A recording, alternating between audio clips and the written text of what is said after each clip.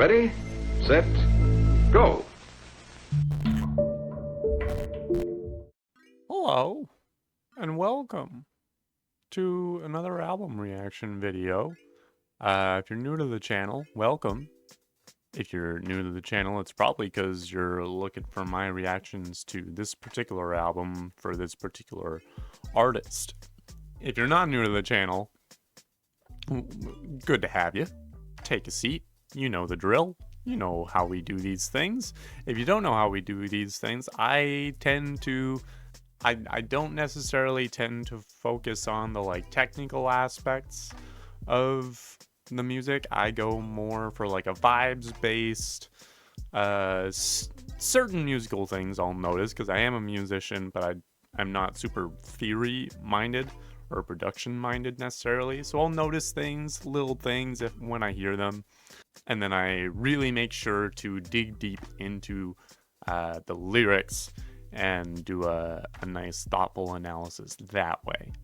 So if that's something that you want for the album that we're listening to today, stick around.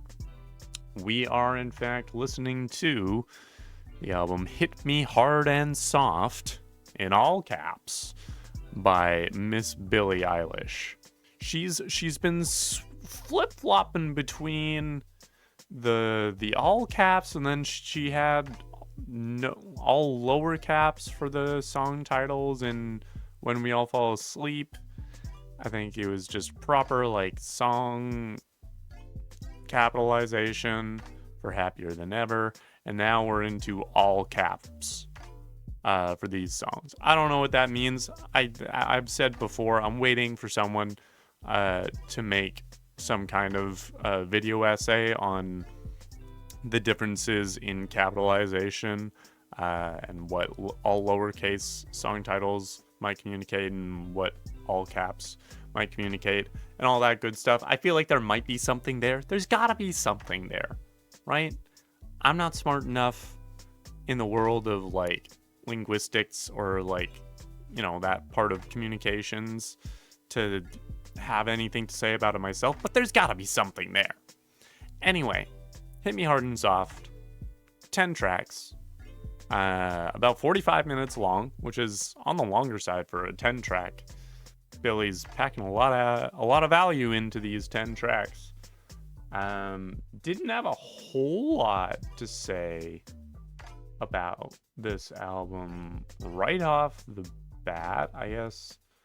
On her website, she said, it does exactly as the title suggests. Hits you hard and soft, both lyrically and sonically, while bending genres and defying trends along the way. We love a little genre bending. We love a little trend defying. Big fan of both of those things, lyrically and sonically. I am really looking forward to this. I've been holding on to listening to this. I had to get through the 21 Pilots album because that was important to me personally. I've got another big new album that just came out that I'm gonna make sure that I get to after this one. It's been a big year. A lot of important beats to hit album release wise, but we're here. We're sitting down with Billie. We're letting her hit us both hard and soft, which I am very ready for. I'm ready to be hit. Starting with track number 1, titled Skinny. Not that it's any of my business, but I don't remember Billie Eilish being a particularly skinny person. So maybe she wants to be skinny. Maybe she's observing the modern beauty standards of you gotta be skinny in order to be pretty. We'll find out, possibly. Let's listen to Skinny.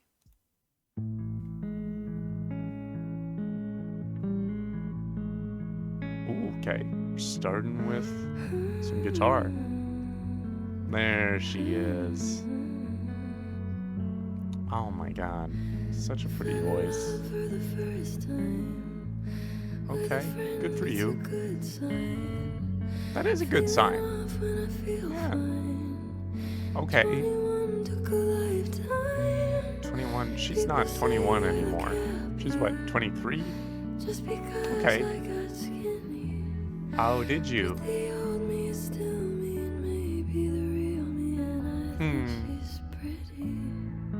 Aww. Alright, so first off, I'm immediately reminded of some of the things that I've always liked about Billie. She's got such a pretty, like, breathy singing voice. Hits a nice itch in my brain. Her sort of like breathy singing style. And she's also managed to kind of break away. I think in her earlier albums, she kind of got stuck in that indie pop singing trend of like, the little talks, the I, like sort of getting into the vocal fry a bit, which nothing wrong with a little bit of vocal fry, but I think it turned into, I think it was enough of a trend that it's nice to see Billie kind of coming into her own and what her more natural full voice sounds like, even when it's in these even in these quieter, more intimate settings. It's nice. So far, very, very pretty. Ooh.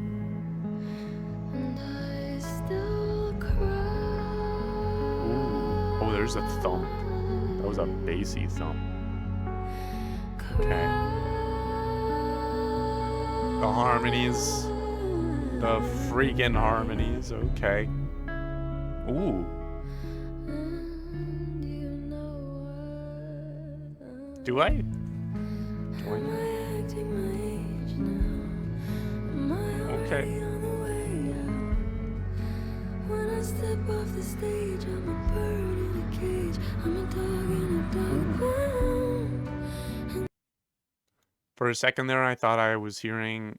It was definitely screaming. For a second there, I thought it was just like her screaming, and it felt like it might be really intense. But it was probably applause. Like it was probably crowd applause illustrating that she was previously on stage. That's probably what she's getting at, but there was also a little bit of it that felt like very uncomfortable screaming. Maybe that was on purpose. Maybe she and Phineas sat down and were like, hey, well, let's make him a little uncomfy. Okay. You got a little bit of a brushed snare there.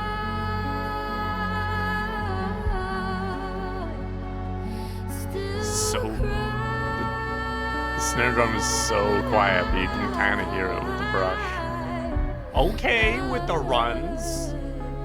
I was talking, but sure.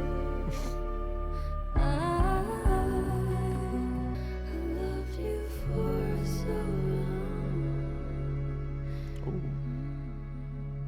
We got a minute left in the song. Oh! The strings? Welcome to the space, strings. Oh. Oh, they got the cellos. Yeah, what sounds either a viola or a violin. So pretty. Oh.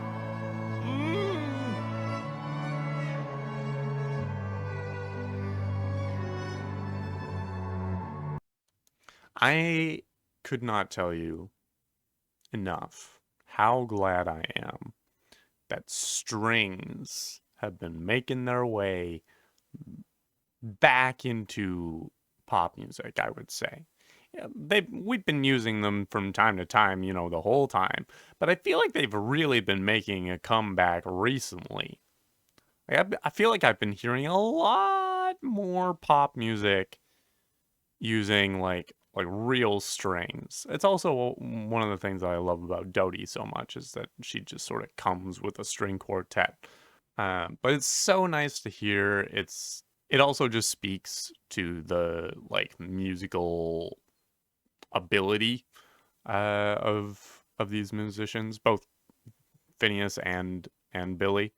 I also recently saw a clip of Justin Bieber just like directing a whole orchestra, and he would like sort of sing out a melody that he wanted them to play, and he would sort of give it to them, and he would literally like sing a melody for each of the parts and figure out and piece together each of the harmonies. It was really cool to watch.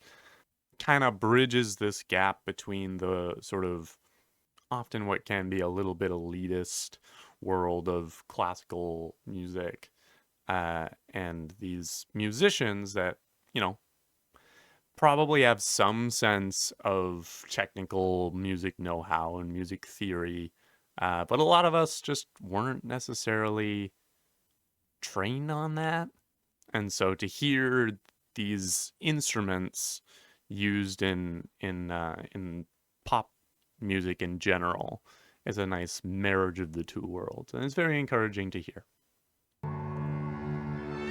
Oh,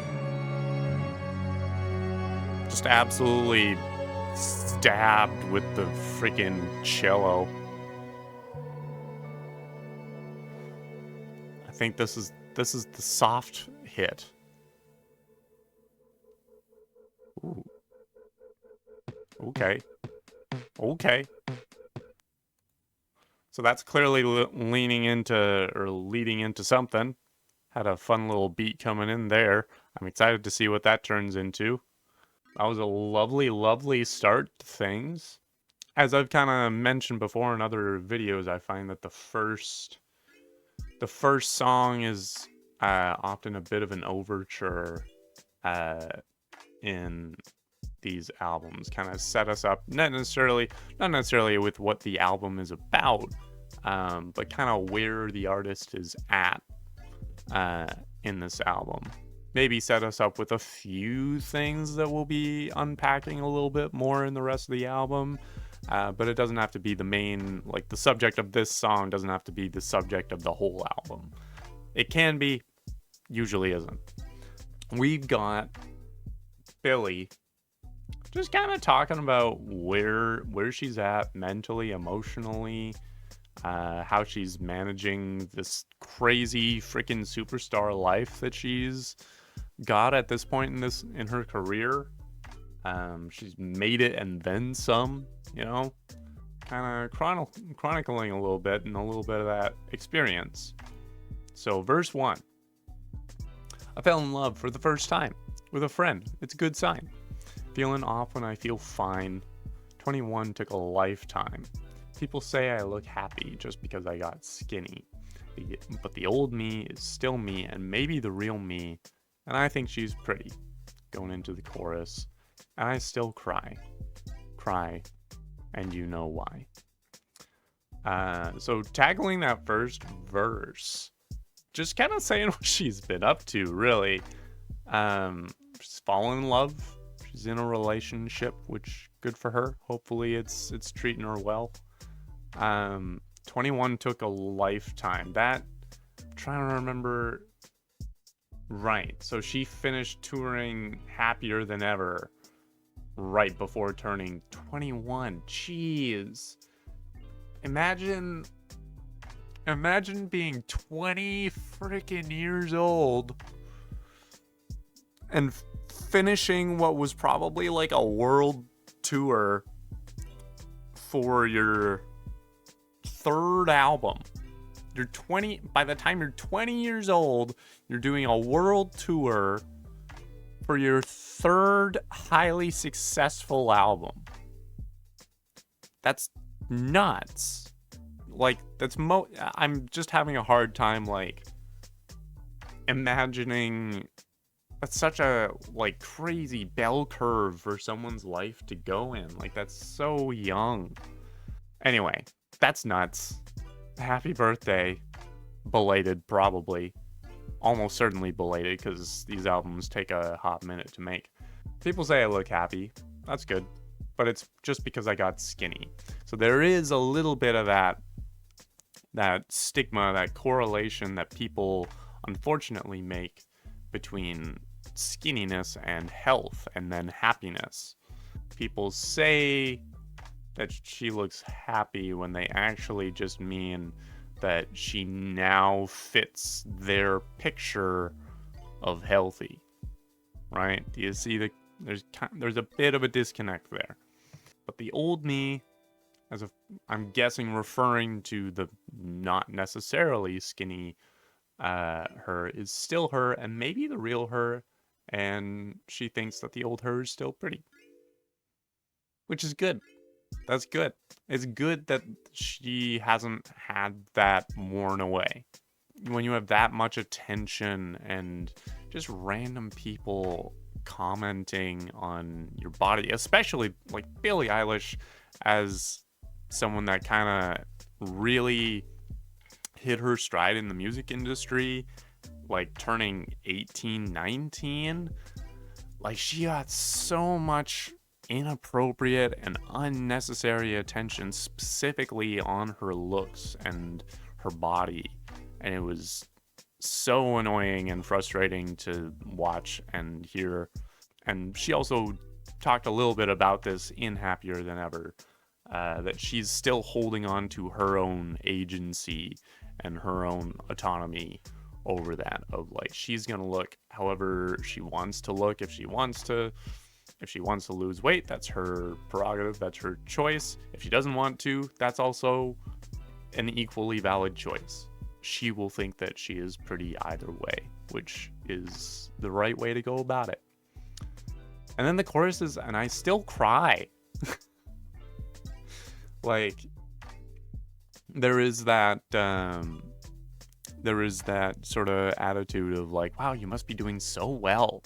You know, your album is doing so well. You're so busy. You got to write a freaking song for a James Bond movie. You've gotten to work with all of these crazy different people. You get to work with Hans Zimmer, and she's had a lot of really cool opportunities in this short span of time. And people are like, you're living the dream. But, you know, I think one of the things that a lot of celebrities over the last number of years have been trying to communicate is that fame also kind of sucks. It doesn't suck in the same way that a lot of our lives, our non-celebrity lives, suck, but she is still a human being that lived in a suburban house, and as far as I'm aware, still does. And so she's still this like young girl that like has been going through this crazy shit, and sometimes it's a bit much, sometimes it's a lot, and sometimes you gotta cry it out, and that's perfectly fine. Verse 2, am I acting my age now? Am I already on the way out? Geez, at the healthy age of, hang on, I do need to find this out just so I have the number. 22. She's only 22 still. Jeez. I guess if she was 21 when she wrote this song, that makes sense. That tracks. 22 and already on your way out. That's pretty good. That's a nice little commentary on, like, you know, Hollywood and the entertainment industry's like focus and prioritization of youth, and making sure that whoever they're putting their money into is in the prime of their life. And then as soon as you're even slightly approaching the beginning of the time in your life where you're starting to degrade a bit, is where they start to divest a bit. Seems like she's saying a little bit of a dig on that. When I step off the stage, I'm a bird in a cage. I'm a dog in a dog pound. And you said I was your secret, and you didn't get to keep it. And the internet is hungry for the meanest kind of funny, and somebody's gotta feed it. That's a strong line. The internet is hungry for the meanest kind of funny. That's so true. It's really true. When I step off the stage, I'm a bird in a cage. Does that mean that she kind of like, you know, quiets down? She just kind of is a little bit run out by the time she steps off the stage? Dog in a dog pound means that there's a little bit more restrictions around her and what she can and can't do once she's off stage, which I guess is also an aspect of being like particularly famous and particularly recognizable, is that you just can't really go to as many places as as you could. If you don't want to get people freaking swarming you. It's annoying, and it's unfortunate that that's been normalized. That's just kind of the case for a lot of celebrities, is you just can't really go outside without freaking paparazzi following you, or like just people taking pictures of you and just being perceived in the most aggressive fashion. It's really unfortunate. Yeah, she's probably got a lot of luxuries in life that many of us do not have. That is important to keep in mind. She has a lot of privilege, but, you know, can't win them all. The property taxes are nuts. And then Bridge. I never did you wrong, and my patience is gone. I never did you wrong. I loved you for so long. But the second chorus, instead of "and I still cry," is "oh, do you still cry?" Which may be sort of an expression of that like exterior voice of like, oh, you have all of these things, like you have all of this privilege, and yet you still cry. Which, yeah, sure.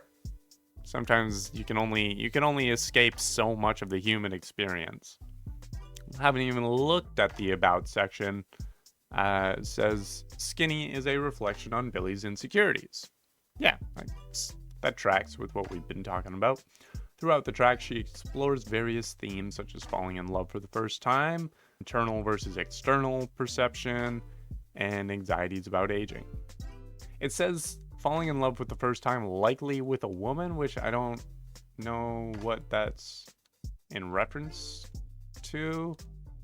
Oh, maybe in reference to the next song that we're gonna get into, titled Lunch. So let's find out about Lunch. I'm actually gonna go back a few seconds in Skinny, hear that nice transition again. 10 minutes out, or 10 seconds out. Let's see what we're having for lunch. Okay, bring in the beat. Bring in that. Oh, cool. The pulsing. Okay. And lunch. Ooh. Okay. Neat. Alright. Okay. A little bit of guitar on my left here. Oh. Oh, we're grooving. Okay. Ooh.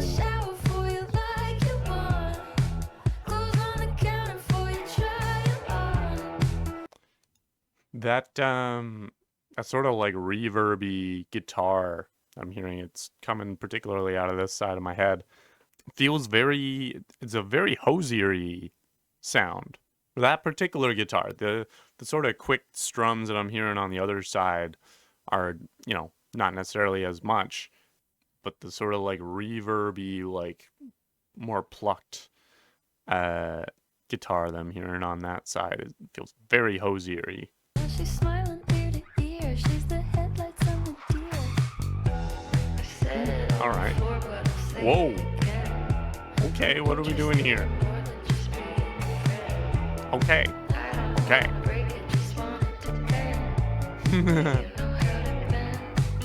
Do you? I'm not asking you, I'm just... She dances on my tongue. Okay. I know it's just a hunch. But also, the melody in this chorus, actually, this song sounds like it could have been a Selena Gomez song. Am I crazy for saying that? It's the like, and it's the like weird pitch bending that she does is very, very much something that Selena did a lot of, particularly in Rare. She did a lot of that, a lot of those similar melody choices. So I feel like if I were to just hear this song in the wild, like, didn't know who made it, hadn't heard the song before, I could very easily, pretty much up until this point, I could have mistaken it for a Selena Gomez song. Now that we're in the later end and things are dropping out, and she's a little bit, she's getting into that raspy, like breathy part of her voice, then it becomes a little bit more obvious that it's Billie. But up until this point, could have fooled me. She might be the one. Oh, the bois. Oh, I love the bois. Oh, it's farty. I love it. Disgusting. In the best way. Oh, okay. Oh my god. Oh, that's nasty.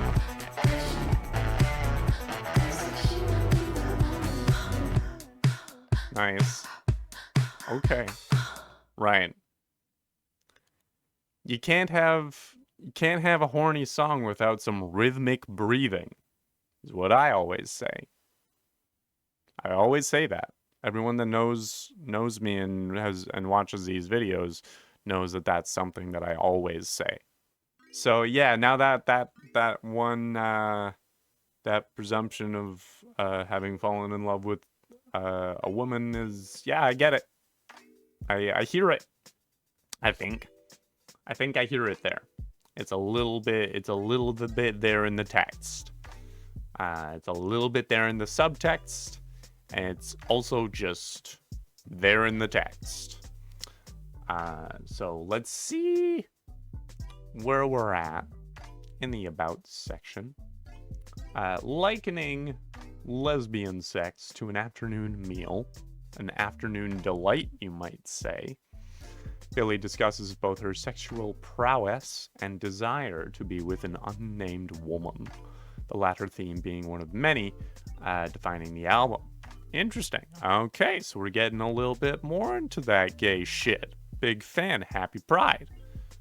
This will unfortunately not be coming out in June, because I am recording this on the 29th of June, and I won't be releasing this tomorrow because I just won't have the time. It just will take too long to edit. So I'm sorry.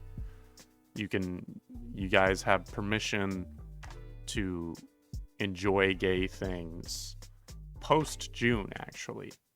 You can go into your local gay district office, get a permit, tell them I sent you. They'll get it all sorted out, okay? You can come back and enjoy the gay songs in this album to your heart's content. It explores themes of queerness, identity, confidence, and questioning, making it simultaneously one of Eilish's more explicit and undertone songs. I don't know if I would call that undertoned. It's not her most subtle song. I don't know if she's really going with subtlety here. I think she's just making a bop about getting it on with another girl. I think that's really all it needs to be, you know? She said a few things about this song, which, like, you know, when it comes to your sex life, say only as much as you feel comfortable saying. If you feel comfortable talking about it all the livelong day, Godspeed, blessings be with you. But if you don't feel comfortable with it, you don't need to say shit. You just don't need to say shit, even if people really, really, really want the information to the point where they're like piecing through your previous music, trying to point out and like your previous interactions that people have taken pictures with you and other people, just to be like, hey, they might be. You don't need to offer that. You can if you want to, but you don't need to. That's to Billie Eilish and to pretty everyone in the world. Billie said to Rolling Stone, that song was actually part of what helped me become who I am, to be real. I wrote some of it before even doing anything with a girl, and then wrote the rest after. I'm assuming meaning having done the rest after having done something with a girl. I've been in love with girls for my whole life, but I just didn't understand until last year I realized I wanted my face in a vagina. It's not always so straightforward for some of us. Sometimes it takes a little bit more digging, a little bit more self-reflection. But that's a nice, helpful epiphany for her to have had. I was never planning on talking about my sexuality ever in a million years, which is valid. It's like the fact that she's like written this story and is willing to talk about it. Cool, great. We're never gonna be entitled to that information. She said during an interview for Variety, I have deep connections with women in my life, the friends in my life, the family in my life. I'm physically attracted to them, but I'm also so intimidated by them and their beauty and their presence. Fair. As someone also attracted to women. Oh boy, that's valid. She then went on to say in a red carpet interview with Variety, I didn't, but I kind of thought, wasn't it obvious? I'm just like, why can't we just exist? I've been doing this for a long time and I just didn't talk about it. I saw the article and was like, oh, I guess I came out today. I do like that she's like, why does this need to be a big thing? Which is I feel like there's been a lot of discourse, like in a lot of queer circles of like coming out maybe doesn't need to be, or maybe even shouldn't be as big of a deal as it is, as it can be. It's nice to celebrate queerness, and we should be doing that, June or not. But I think at a certain point, there's a little piece of the celebration of like coming out is the sentiment that it's a sign of bravery. And the fact that it's perceived as a sign of bravery is a reflection of the fact that we are living in a world that is not entirely kind to queer people. And so I think if we were to get to a world that is kinder to queer people, and to just allowing queerness to exist in the world as a normal thing, that will minimize some of the novelty of people coming out as gay or any part of the acronym. It becomes less of a big deal, and I don't think that's a bad thing. I have so many thoughts on that whole thing because that's just the circle that I live in. I think I talked about how it's not really undertoned. Like, literally the chorus, I could eat that girl for lunch, yeah, she dances on my tongue, tastes like she might be the one, and I could never get enough. I could buy her so much stuff. It's a craving, not a crush. Call me when you're there. Said I bought you something rare and I left it under Claire. So now she's coming up the stairs. So I'm pulling up a chair and I'm putting up my hair. Sometimes when you're talking about like sexuality, sometimes you can make it more about like just your comfortability with your own sexuality and like allowing yourself to be a sexual being. So sometimes it's more about like, being okay with masturbating and things like that. And so you can kind of have yourself and your sexual self as a second person that you learn to get comfortable with. And a lot of people have written songs from that sort of approach. I don't think that's what this is. I think this is pretty literally just, goddamn, this girl. Let me at you. I think that's really all it is. And with that said, we are going to keep moving. Track number 3, CHIHIRO. Of Spirited Away. Okay, that's the main character. It's a reference to Spirited Away. I think that's really all we need to know for now. Let's learn about CHIHIRO from Billie's perspective. Ooh. To take my love away. Ooh. When I come back around, Oh, that's bouncy. Said you won't forget Ooh. my name. Not today, All right. not tomorrow. We're kind of sitting in this nice, like, lo-fi hip-hop beats to chill/study to kind of vibe. I like it. Ooh.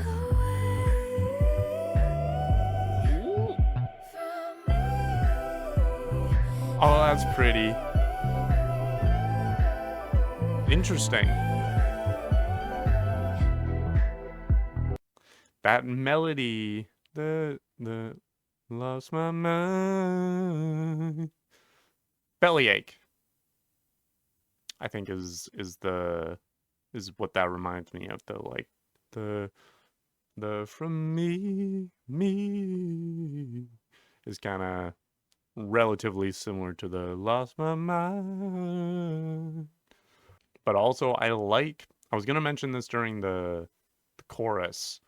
One of the things that I have always liked Billie and Finneas's music, sort of specifically Finneas's production work on Billie's music, is just kind of how well they practice minimalism. Like the way that they use empty space and silence to accent the other sounds that they're using. The very short dropouts hit just a little bit harder. It's not even a full dropout. It's maybe like a beat or two on a certain instrument, and then maybe you still have the bass guitar going. We'll come back around to the chorus hopefully, and I'll sort of point it out again. But it's really, really satisfying to listen to. It's a good brain texture. So you see the counter when I look away. Like right after each of those, like, But it wasn't your face. Said I need to be alone now. I'm taking a break. ooh. All right, got that looping in. Ooh. Where are we going from here? Oh. Oh. This is getting more. It's more now.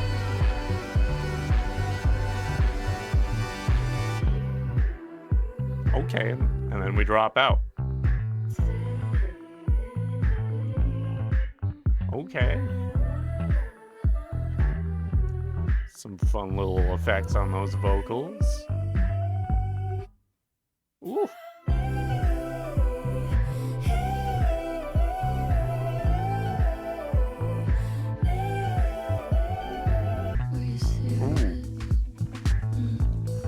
Very, very slight guitar strum in there. That's another good texture.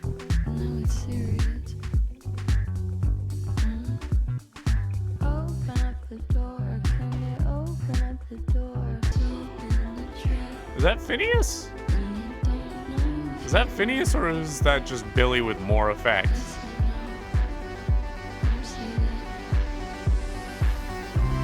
Ooh. We're spacing out.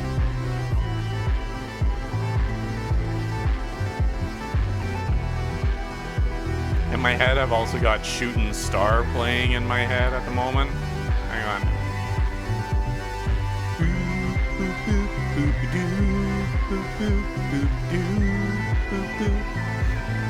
It works. You can't, like, don't tell me it doesn't work. It kind of works.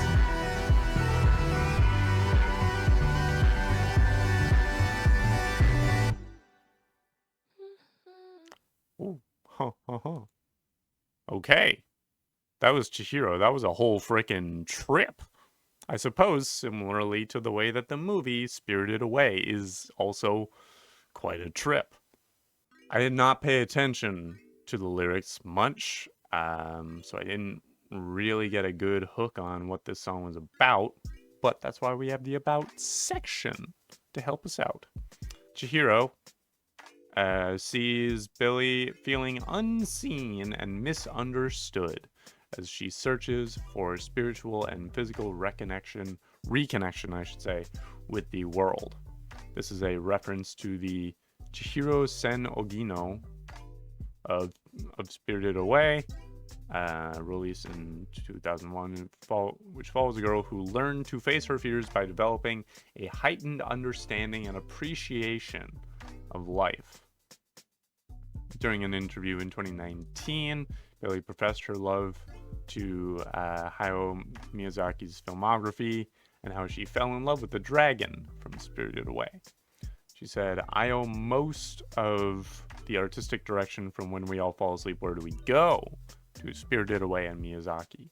Just the way that all that animation is like no face. It's like so Spirited Away.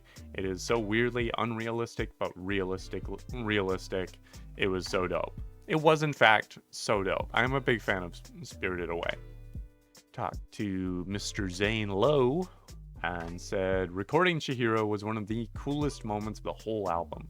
I filmed the entire making of the album. There's this one video where I'm sitting there and Finneas is coming up with what is one of the coolest produced songs of ours, in my opinion." I'd agree with that. That was pretty freaking neat. He's just like making it up. I'm just improvising. I don't have any memory of this. And I just went, and that's where you found me. I was waiting in the garden. It just came right out.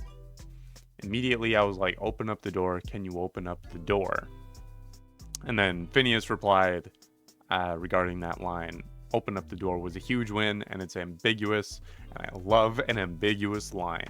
It's ambiguous, but it also is it's a specific enough reference to a sort of personal experience.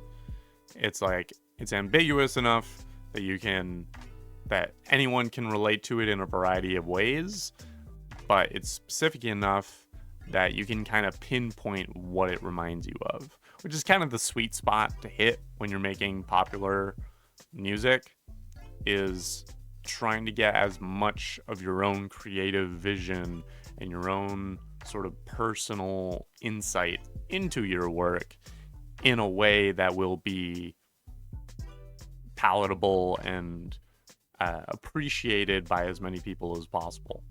That's kind of the, unstoppable object meets immovable object challenge of making music to appeal to as many people as possible, is like creative vision versus approachability.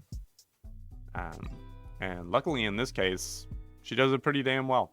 Let's take a look at these lyrics now that we're thinking about opening up a door, reconnecting with reality, all that good stuff, Spirited Away, all those good things.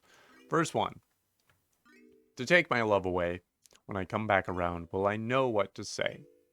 Said you won't forget my name, not today, not tomorrow. Kinda strange, feeling sorrow. I got change you could borrow. When I come back around, will I know what to say? Not today, maybe tomorrow. When I come back around, will I know what to say?" I wonder if there's a piece of this, knowing that it's inspired by Spirited Away, where you wonder how much of this is going to be inspired directly by parts of Spirited Away, because that does bring to mind the sort of moment in the movie where the girl sort of has her come back home moment in her little hero's journey, and she has to make sure that she has the right answer to the situation that she's in. If you haven't watched Spirited Away yet, you should go do that. You should go do that, because it's a good movie, and also it'll help you understand the song a little better. Then the chorus, "Open up the door, can you open up the door? I know you said before you can't cope with anymore. You told me it was war, said you'd show me what's in store. I hope it's not for sure. Can you open up the door?" And then the refrain, did you take my love away from me? So there's this weird, yeah, back and forth of like being shown some new things, opening up a door to a new world, but not wanting to lose what you had before, which is a little bit of what happens in Spirited Away. It's an older movie, so I don't feel bad about spoiling the beginning part of it. This girl gets like, she and her parents, while moving to a new house, find this weird little village with a restaurant. Her parents sit down to just chow down. The girl goes off and explores, and in doing so, comes back, finds out that her parents have been turned into pigs, and she gets whisked away to this crazy world, and hijinks ensue. Crazy, weird Studio Ghibli hijinks, specifically. And so it is this thing of like, you're chasing like curiosity, but you also don't want to lose what's familiar. That sort of tension there. Post-chorus is kind of interesting. Wringing my hands in my lap, and they tell me it's all been a trap, and you don't know if you'll make it back. I said, no, don't say that. So yeah, I wonder if this does feel very much kind of following that aspect of the plot of Spirited Away, of like just getting very anxious because you've realized you're a little in too deep, and there are certain forces that have kind of trapped you where you are, and you don't know if you're going to make it back to the familiar, and you don't want to think about the idea of being stuck there. Is not only a cool reflection on the movie itself, it's also like, you know, a relatable experience of like, maybe you've gotten lost somewhere, maybe you've just had a big picture moment of like, maybe I've gone down a route in my life I didn't want to go down, and I don't want to think about the idea that I've gone too far to come back. Like, that's in itself a really cool sentiment to write a song about. Billie Eilish tends to have this pattern of like, most of the album fairly low key, happier than ever. She went pretty big at the end, which was a welcome choice. So I'm curious as to whether she'll do anything similar in this one. Not saying I need her to, but she could, and I would love it. We're going to keep moving to track number 4, Birds of a Feather. What kind of birds are we talking about? Are we talking about how they fly together? Or maybe they don't fly together. Maybe that's what we're trying to say. Oh, okay.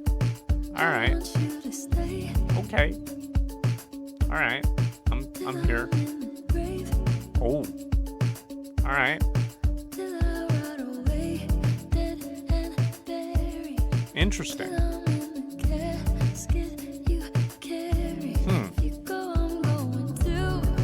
Whoa. So you know how I said that Lunch sounded like a Selena Gomez song? This sounds like a Carly Rae Jepsen song. This one particularly. Currently, I get less than 30 seconds in. I'm getting strong Carly Rae Jepsen vibes. Alright. Okay. Okay, we're sticking to this kind of sort of 80s pop ballad vibe.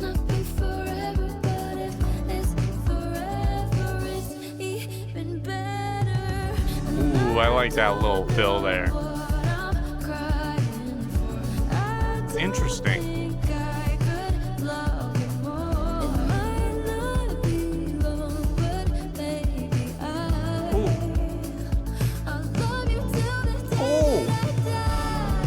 Nice.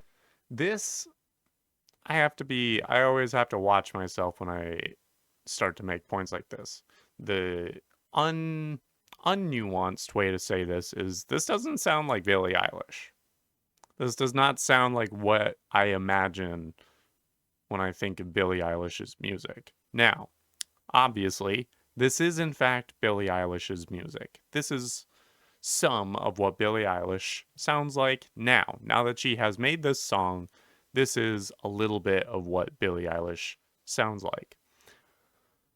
With that said, I have never heard Billie Eilish music sound like this. This is some novel Billie Eilish music. And I find it really fun. I'm glad that she was able to like find this vibe.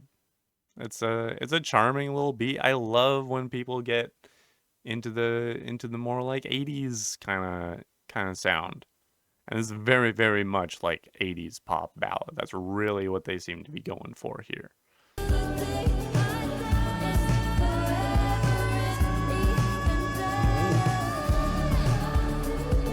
that was a big note. I was zoned out a little bit.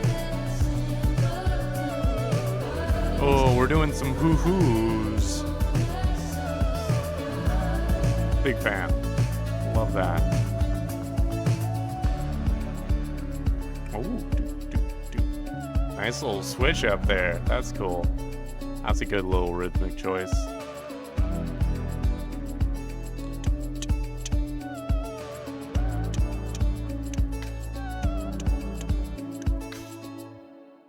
Cool. I like that. That was a really neat sound for her to go for. Big fan of that. This was through and through just a love ballad, just a stay with me till I die. It was interesting because there were particularly in verse 2 there were some sort of lyrical choices that you probably wouldn't necessarily hear in an actual 80s pop ballad. A lot of the time when people go for an 80s pop ballad style song, they also tend to follow through that with the lyrics, which for the most part the song does that. But in the second verse, there's a little bit of anachronisms going on here. So we've got verse 2. I want you to see how you look to me. You wouldn't believe if I told you.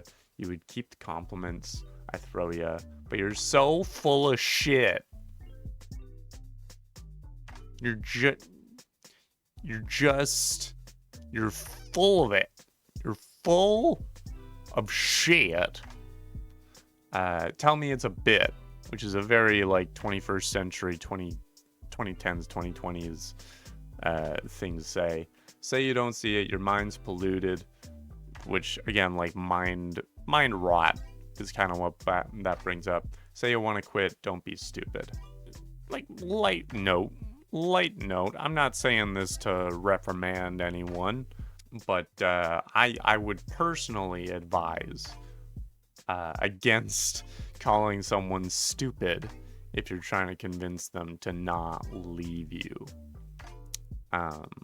Just maybe not the smartest move, but other than that, great stuff. And then chorus is, birds of a feather, we should stick together. I know, till the day that I die. I said I'd never think I wasn't better alone, till the light leaves my eyes. Can't change the weather, might not be forever, till the day that I die. But if it's forever, it's even better. So she's kind of making use, she's like taking advantage of this old adage of birds of a feather fly together or stick together. So she is making this argument of point number 1, if we're like writing this out in a philosophy class. Point number 1, birds of a feather stick together. Or if we are birds of a feather, then we should stick together. Right? We are birds of a feather, therefore we should stick together. That's kind of how that's structured there. And then said, I'd never think I wasn't... Oh, those are some... Wait, hang on. We got some double negatives going on here in that second line. I said I'd never think I wasn't better alone. If you count the alone, that's a triple negative. Oh, so she used to think that she was better off alone. Which is why she writes, I said I'd never think I wasn't better alone. Right? she didn't understand the idea of being not better alone. If that makes sense. I'm having a hard time wrapping my head around it. I have a hard time with double negatives or triple negatives sometimes. But that's what that is. Can't change the weather, might not be forever. She's accounting for the fact that relationships don't always work out. But if it could be forever, that'd be nice. That'd be real neat. That's cute. It's cute shit, quite frankly. Big fan of cute shit. Let's keep going to track number 5, Wildflower. Wildflower is a specific look, not any particular wildflower. That's a pretty big category. A lot of flowers are considered wildflowers.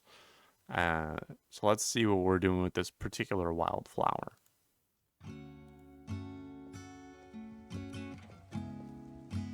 Okay. Acoustic guitar.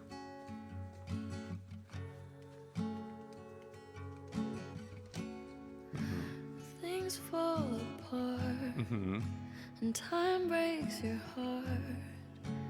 I wasn't there, but I know she was your girl.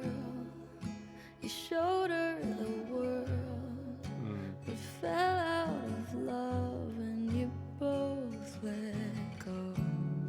She was crying on my shoulder. All I could do was hold her. Only made us closer until July. Ooh, what happened July? Now I know that you love me. Ooh. You don't need to remind me. Ooh.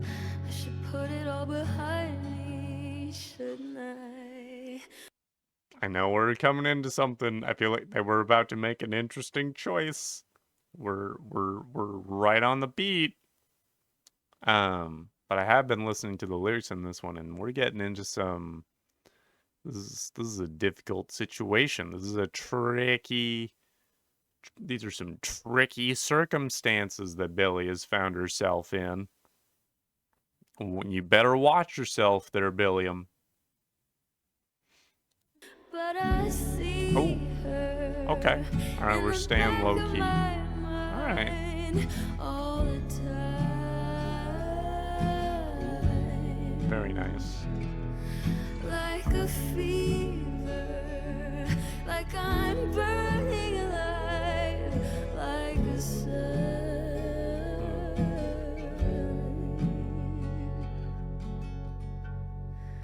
Did I cross the line? Ooh, that's a cool line.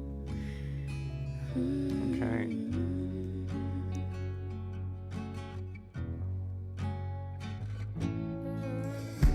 Oh, all right. Are we getting? Wait. Okay. Interesting little sort of live band sound here. She couldn't be more different from me. I know that most of Billie's music has just been her and Finneas just making shit in their bedroom studio, and God bless them for that. But this feels very much more like maybe they did just record some stuff all at once in a studio. But I wonder if this could have been just a whole live take with the band. It could have been that. It could have been that. It's Billie Eilish. I'm sure she could find herself just a live band to play for her for this particular song. And I wouldn't put it past her if that was what she did. It just sounds much more like she's sort of like standing in a room with a band playing this than any of the other songs have sounded. Oh. Okay.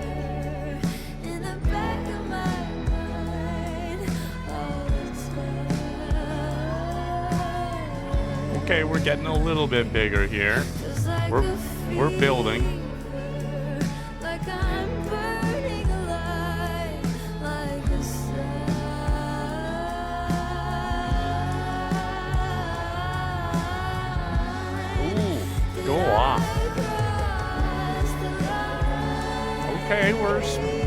Nice. We're letting it out here.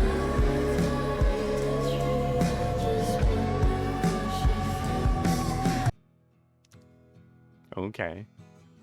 Okay, this is a guitar in a room. Is what this is. Or maybe not.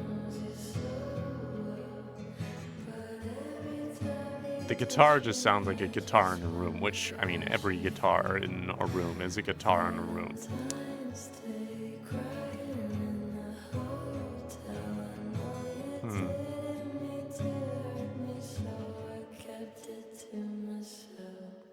Interesting. All right, we got ourselves a complex deal to go on here. About section. The song recounts Eilish's experience comforting a girl after a difficult breakup, then having a romantic relationship with the person that the girl broke up with. Ooh. Ooh. Okay, that is even messier than what I thought it was. I thought that in the process of comforting this girl, Billie developed feelings for her, and so there was a bit of a weird sort of origin of a relationship there, and kind of navigating that. So that makes the "Did I cross a line" lyric make a little more sense, a little bit more sense. I was picking up on the like comforting a friend. That's like right away. Verse 1, she says, "Things fall apart and time breaks your heart. I wasn't there, but I know she was your girl. You showed her the world, but fell out of love and you both let go." This is some good advice. This is just saying what happened, saying that this is normal. These things happen. I know it hurts. Like, this person meant a lot to you. You've both let go, right? You can move on to other things. That is what letting go can also mean. Then things get a little tricky in the pre-chorus. She was crying on my shoulder. So immediately following from the scene that we were in the first verse, all I could do was hold her. Only made us closer until July. Now I know that you love me. You don't need to remind me. I should put it all behind me, shouldn't I? And then the chorus, but I see her in the back of my mind all the time, like a fever, like I'm burning alive, like a sign. Did I cross the line?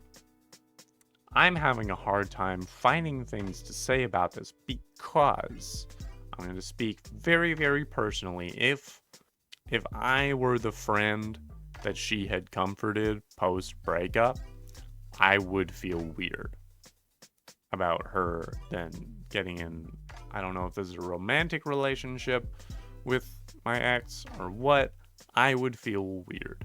That doesn't necessarily mean that her friend is uncomfortable about it. I don't know how they feel about it.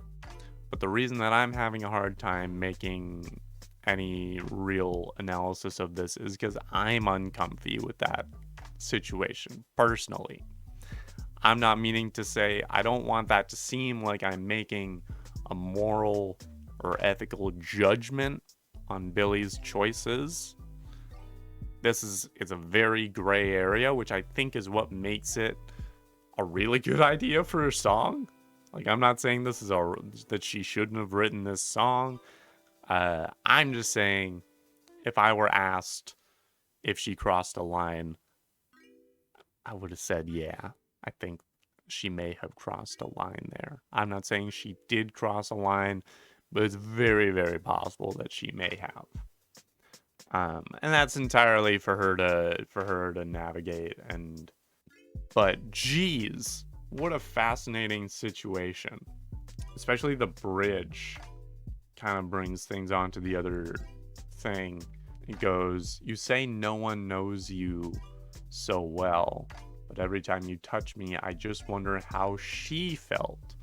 Valentine's Day, crying in the hotel.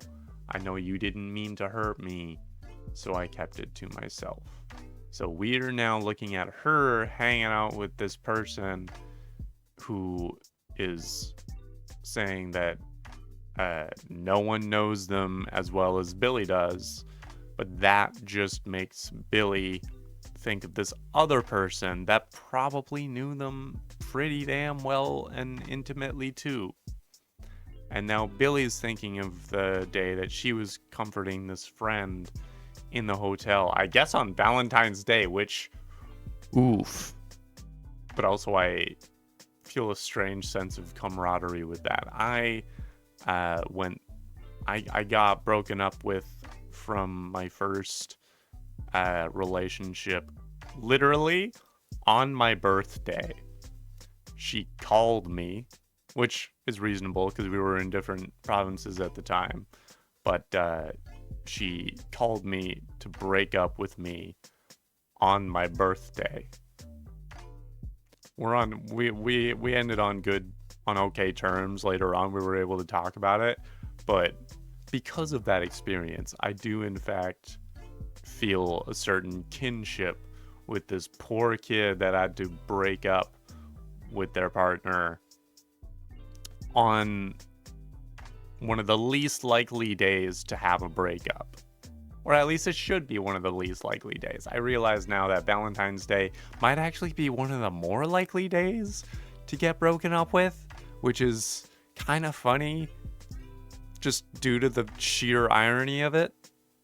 Those are my thoughts on this song. I don't think I have much more to say about it. It's a tricky situation, and it was a good idea for her to write a song about it. Hopefully the person, if they know that this like assuming they know that this is what that song is about, hopefully all that has been made peace with. I really hope, because this is an interesting song to write a song about, and it makes sense to write a song about it because it's writing songs about things is a nice way of processing stuff. So let's keep moving into the back half. Track 6, The Greatest. Is she calling herself the greatest? What even is the greatest? The greatest what? It's both really bold title and also extremely vague. What is the greatest? I'm trying my best. Nice. Okay. Me too. To keep you satisfied. Okay. All right. We're starting slow and sad. You get your rest. Okay. While I stayed up all night. Man, am I the greatest? Okay. She's the My greatest. Congratulations. All my love and patience. All my admiration. All the times I waited. I think that's Finneas singing in the back. For you to want me naked. I think I heard him. Made it all look painless. Man, am I the greatest? Worse than anyone.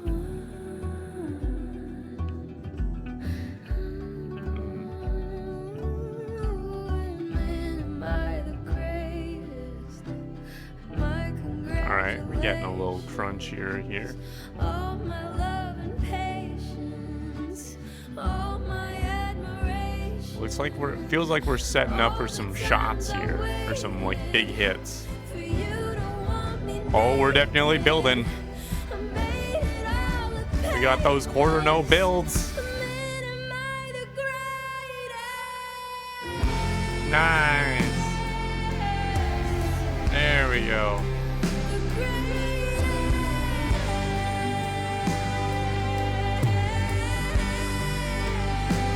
Wow. Cool.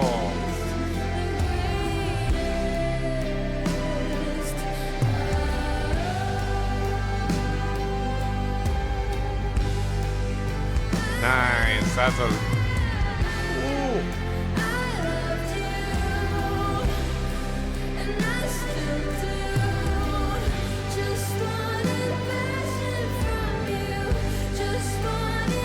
Jeez.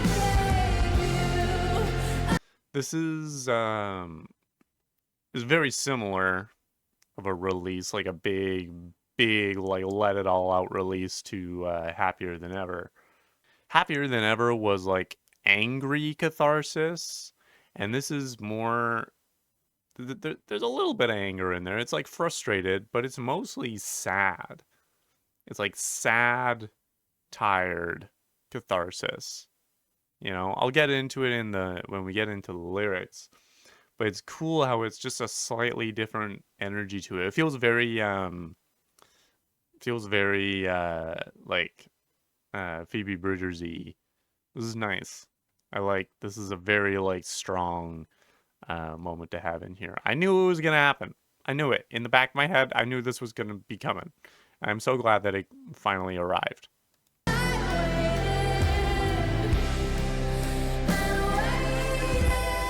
Ooh, big crash.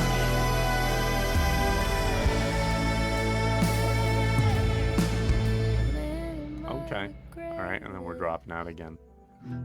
God, I hated all my love and patience, unappreciated. You said your heart was jaded, you couldn't even break it. I shouldn't have to say it, you could have been the greatest.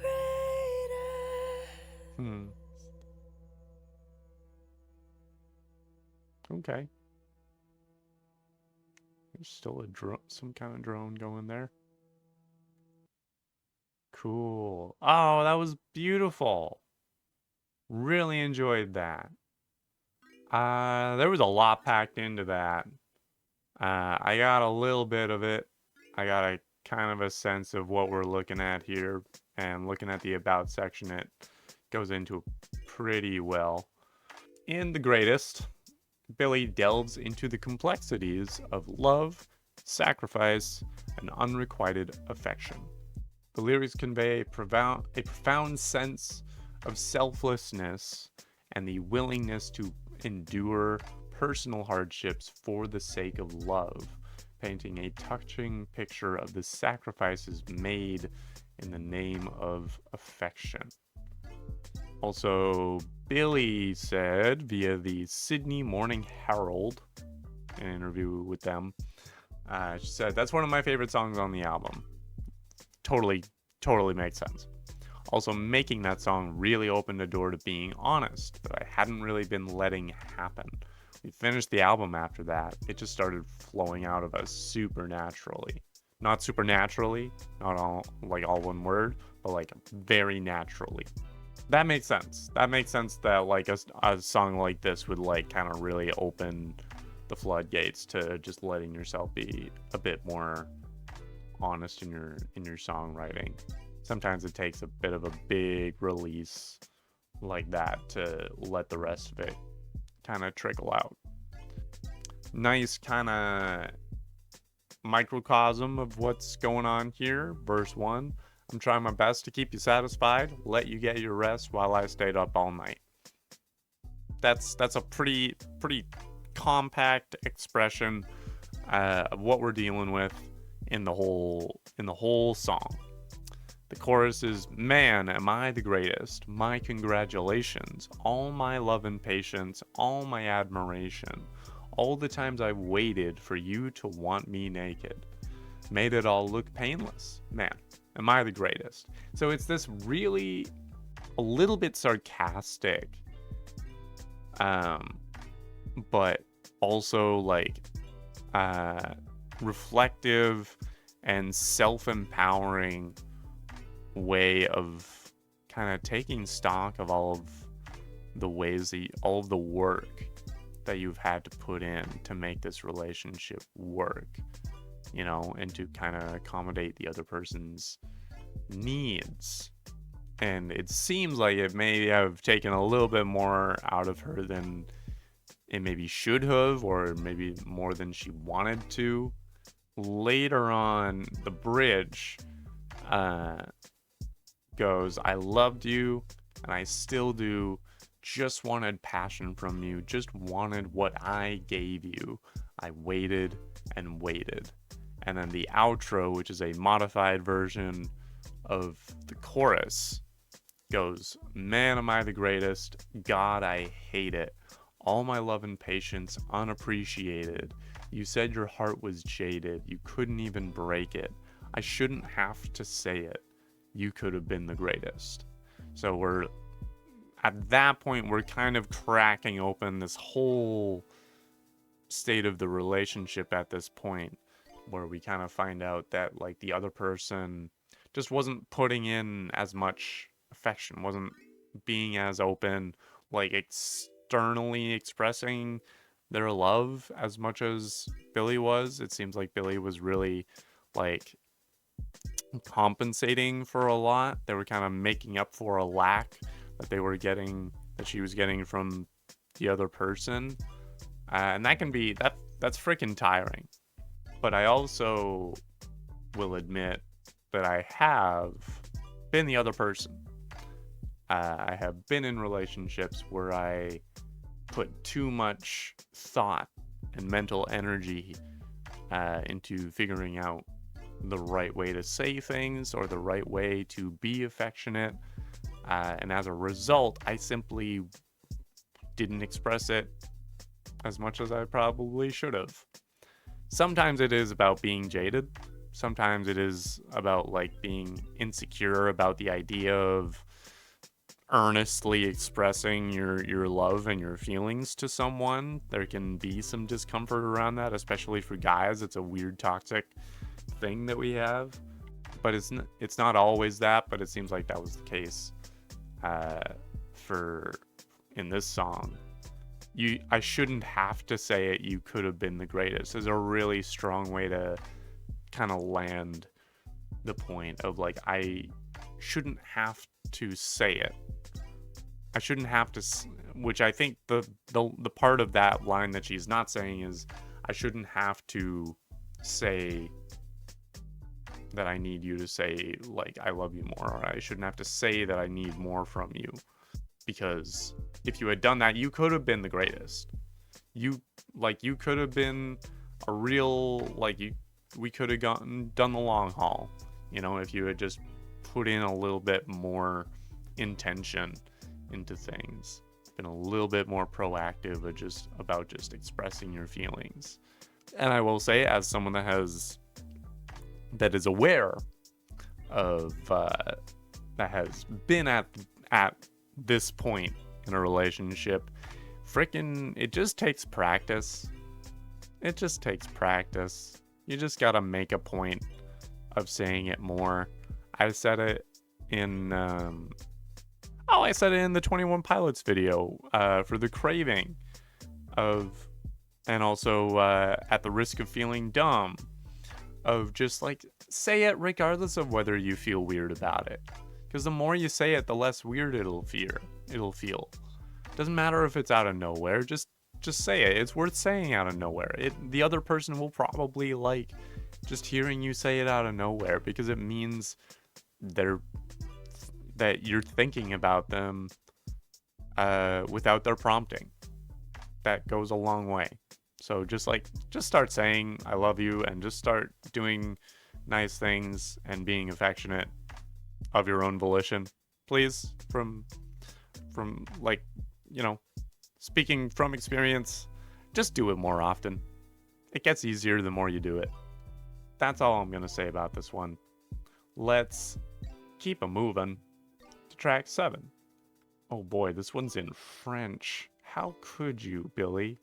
How could you how could you possibly put me through the hardship of reading something in French? L'amour de ma vie means the love of my life. that could have been the name of this song. Just because it's in French doesn't actually make it more poetic. It just makes it be in French. I wish you the Ooh. best Oh. for the rest of your life. Oh. Felt sorry for you when I looked in your eyes. Not the energy I was expecting from L'amour de ma vie. This was not. Actually, now that I say it that way, maybe that's the matching energy is that you should read the song title with, is not L'amour de ma vie. Like, it's more like L'amour de ma vie. Like, maybe I should have had like a cigarette in my hand while I said it. That's more the energy that we've got here. But I need to confess, I told you a lie. Oh, did you now? Okay. I said you. Oh. Oh. You were the love of my life. Oh no. Oh no. Did I break your heart? Okay. It seems as much. Did I waste your time? Hard to say. Who's to know? I tried to be there for you. Uh-huh. Then you tried to break mine. Boy, we're coming for some throats here. For a lot for an apology. Okay, we got a nice Making me feel like it got a nice little hi-hat in here. You said you'd never fall in love again because of me. Excuse me? You moved on immediately. Oh, okay, with the freaking bum vocalized. That's a choice. All right, Billie. This is giving me a couple of different energies. First off, the first thing that I thought of at the top of the song is it reminds me of the ukulele, like, short interlude tracks on Paramore's self-titled album. What are some of the ones like Holiday? I'm Not Angry Anymore. This has such strong I'm Not Angry Anymore energy that it's kind of funny, because I'm Not Angry Anymore was a really like funny, like very sort of pointed but sarcastic song, and I'm getting a lot of that from here as well, especially from the bum bum bum. The bum bum bum specifically also reminded me a lot of some of the music that Ash has written, who has also worked with Finneas. So there's a bit of a Venn diagram going on there. But the bum bum bum was very much an Ash-esque choice there. I was the love of your life. But you were not mine.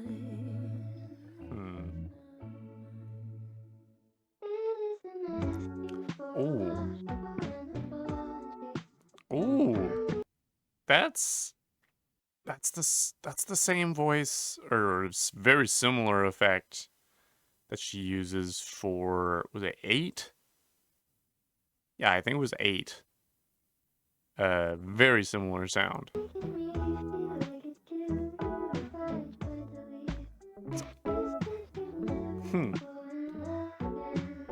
It's nice to hear it again. It's a fun effect. Oh. Oh. Oh, that's a tempo shift. Okay. Oh. This is new. Okay. What? I'm sorry, we're back in the 80s? Hey. What?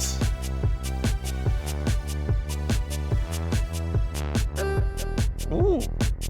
That would hit both. What the What the What? Is this Billie Eilish like attempting hyperpop? Is this what she's trying to do? Because, like, it's a strong step in the right direction if she's trying to get into hyperpop. There are a few extra steps that she could take if she really wanted to dip her whole foot into that pool. But this is a strong start. I would love to hear a Billie Eilish hyperpop album. I don't think it's going to happen. But this sounds like it could be her this could be her gateway. This little bit here. Jesus Christ. That was a strange transition. I liked it because it was strange. But hoo boy, I was not ready for it.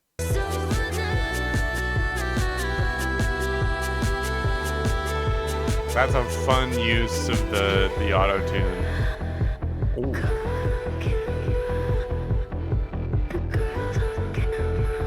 Let's go.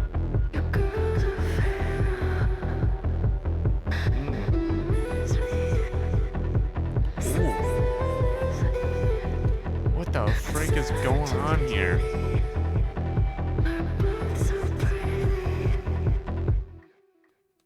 Hot damn!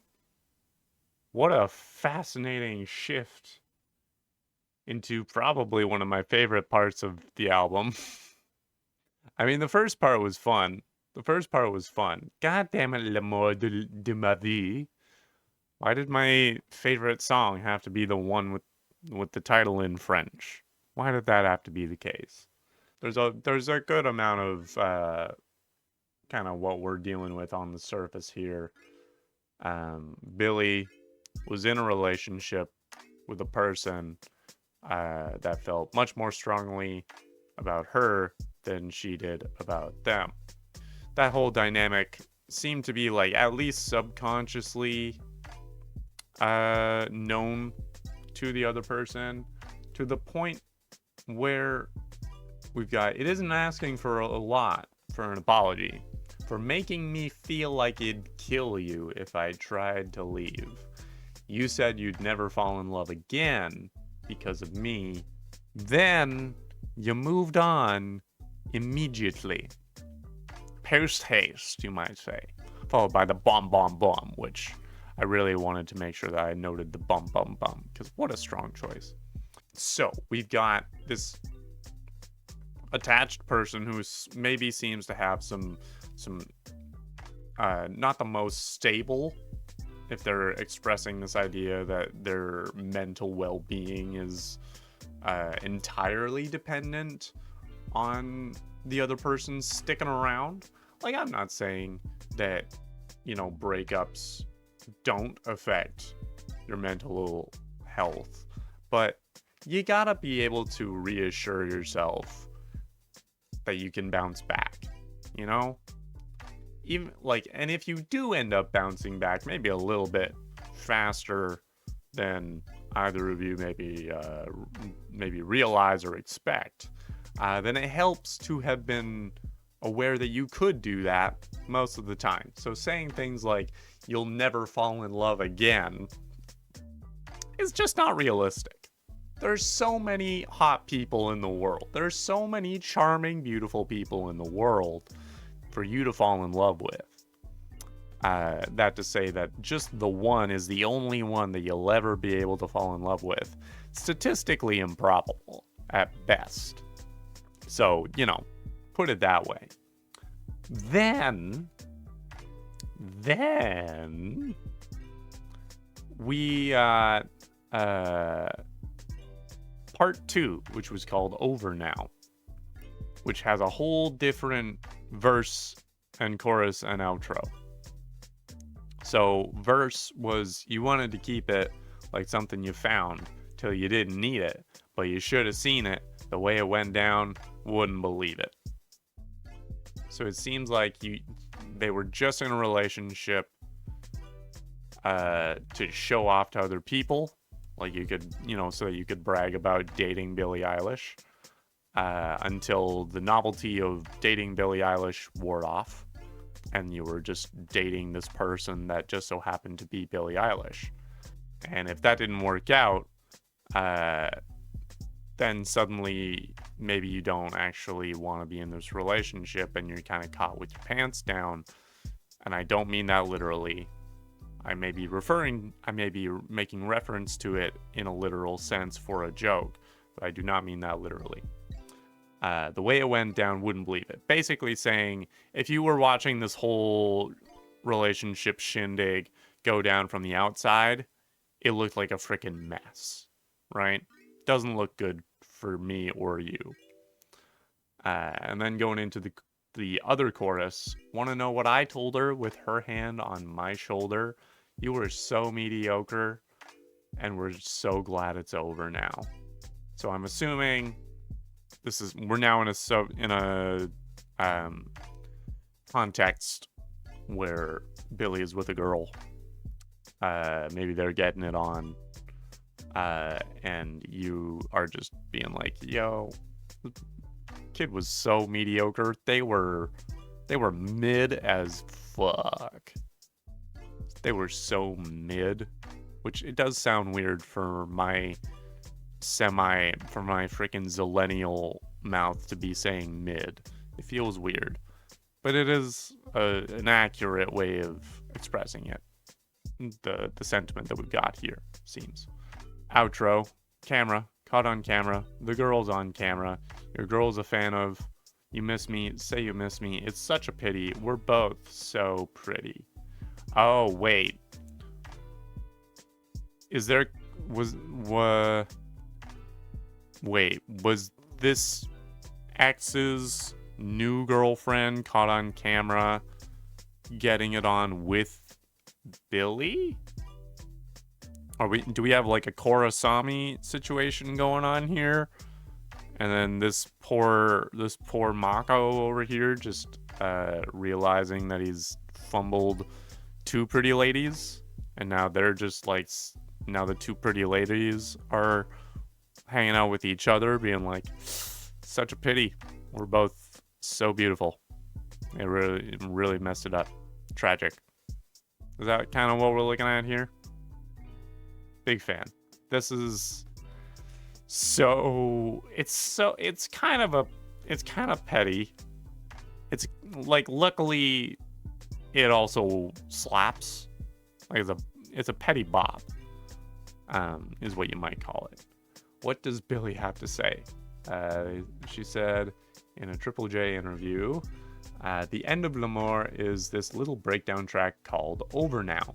And that was a big one. That was like me and Finneas just like messing around, the kind of thing. We were like, no one's ever going to hear this. And recently, Finneas said this recently, but we kind of had this realization that the bravest thing we could do is just put it out exactly how we made it and not try to make it better so that people would, it was like, no.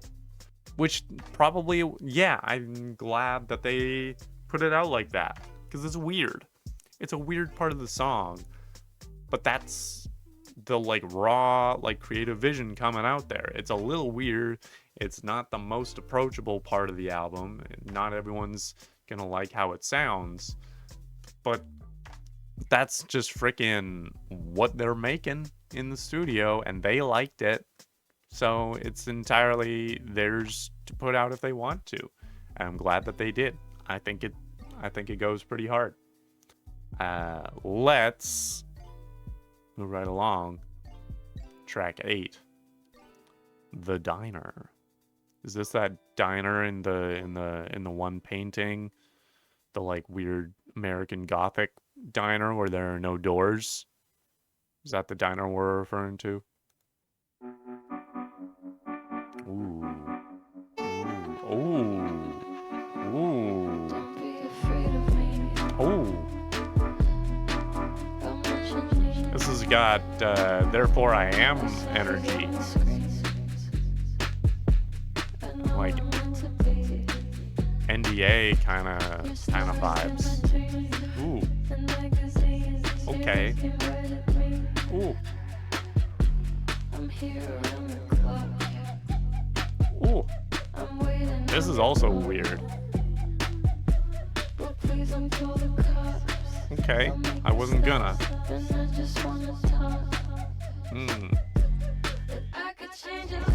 Ooh. Oh, that's some crunchy bass. Ooh. Ooh. I'm waiting on the corner till I saw the sun Okay. leave. Was easy getting over and Okay. I landed on my feet. I came in through the kitchen looking for something to eat. What are we talking about? Nice. There's a little bit of bad guy energy going on here too. Like it's a little bit of like if she had made bad guy her happier than ever.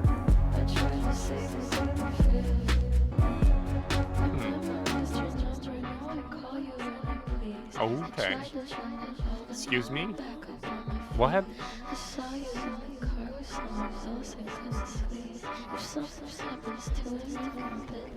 Oh no.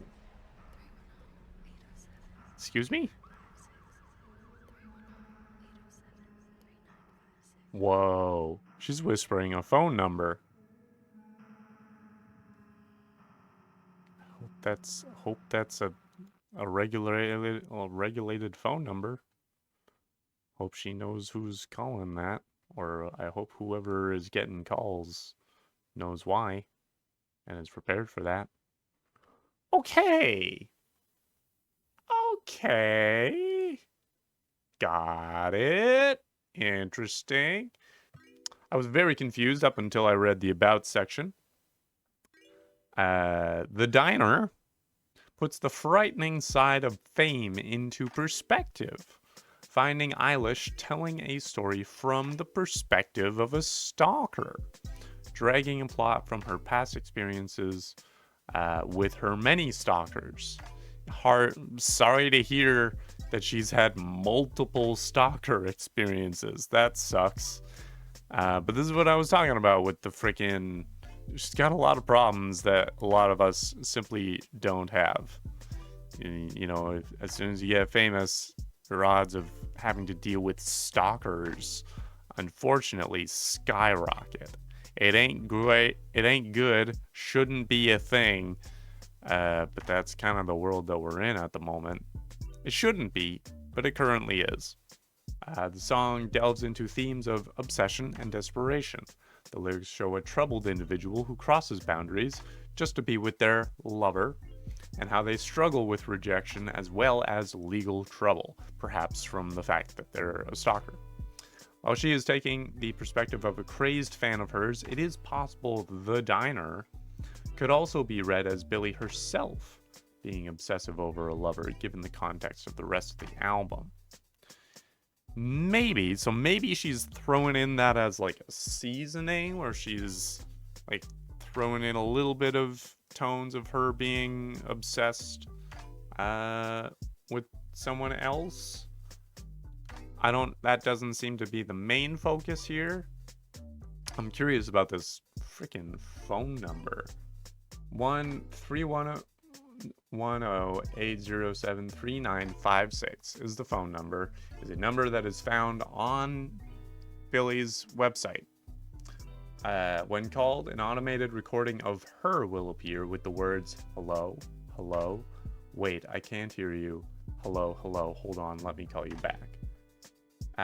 When this contact is saved through WhatsApp, you can fill in a questionnaire to receive messages from Billie Eilish. Interesting. That's a weird little bit of fourth wall breaking there, I guess is what you might call that. Okay, so now that we know that this is told from the perspective of a stalker, which also places her among the ranks of the police with every move, every breath you take, I mean, as well as Paramore's one of those crazy girls from their self-title. That's the second. If I had a nickel for every parallel that I've made from this album to Paramore's self-titled album, I'd have 2 nickels. And we all know about having 2 nickels for those things. So let's get into some of these lyrics now that we know kind of the narrative choices that are being made. Verse 1. I saw you on the screens. I know we're meant to be. You're starring in my dreams, in magazines. You're looking right at me. I'm here around the clock. I'm waiting on your block. But please, don't call the cops. they'll make me stop, and I just want to talk. When I said I wouldn't call the cops, in this case, I might. Like, I got my feelings about cops, but I don't want to deal with a stalker. I don't want to have to deal with that. As far as I'm aware, I don't have one yet, and I would like it to remain that way. Saw you on the screen. Screens know we're meant to be. Looking right at me. So we've got this sort of starting delusion that you often find kind of begins the patterns of a lot of stalkers. Is you find this person develop this intense parasocial relationship with someone that they admire. It's the early 2020s. We all know about the parasocial relationships. We've all been lectured about those. But that's the catalyst. That's all you need for certain people to turn into a stalker. Pre-chorus, bet I could change your life. You could be my wife. Could get into a fight. I'll say you're right, and you'll kiss me goodnight. So, fantasizing. So, I'm also now realizing that Billie Eilish is not just among the ranks now of the Police and Paramore, but also Blondie with One Way or Another. Also a song about a stalker. Then the chorus is, I waited on the corner till I saw the sitter leave. Was easy getting over and I landed on my feet. I came in through the kitchen looking for something to eat. I left a calling card so they would know that it was me. Because they always need you to know that they're there. They need you to know that they have managed to invade your privacy, and that it's only a matter of time before you two are together. That's just kind of the way they operate. Which then follows to the chorus, which is the cops around the corner stopped me when I tried to leave. They told me I was crazy and they knocked me off my feet. They came in through the kitchen looking for something discreet. I left a calling card so they know that it was me. So there's this whole big confrontation between the stalker and the cops. They're leaving a calling card because they just can't get off their bullshit.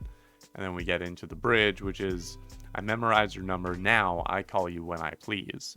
I tried to end it all, but now I'm back up on my feet. So again, this is not a stable person that we're dealing with.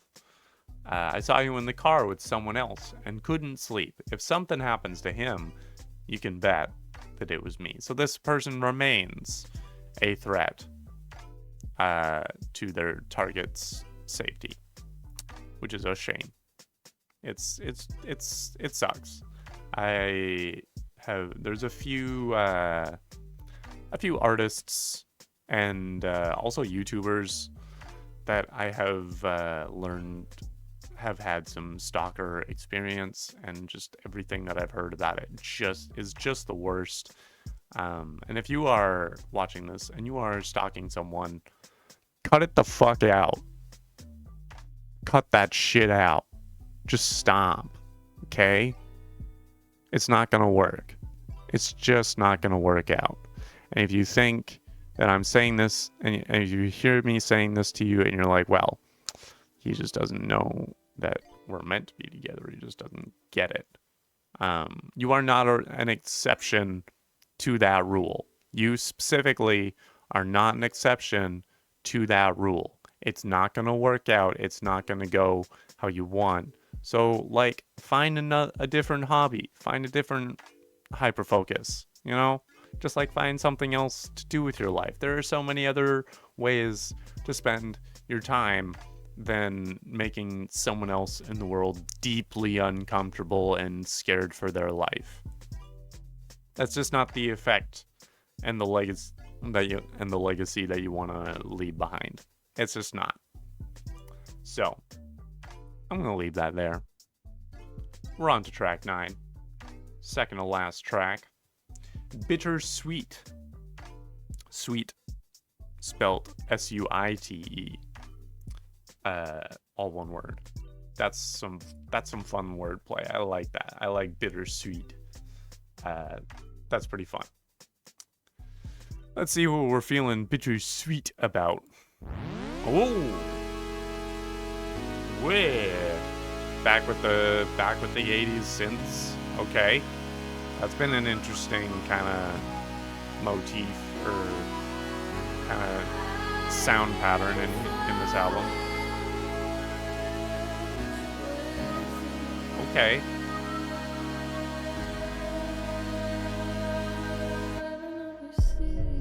Ooh.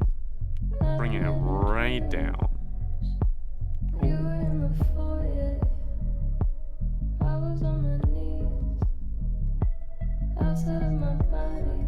This is the same. Hang on. That's a very, very similar melody to, what's it called? The one about the number. I didn't change my number. I didn't change my number.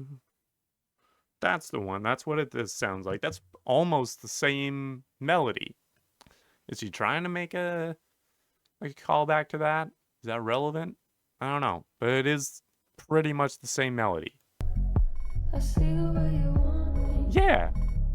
I wanna be the one. Like same meter and everything. Oh. Hello, bass. Hello, bass guitar.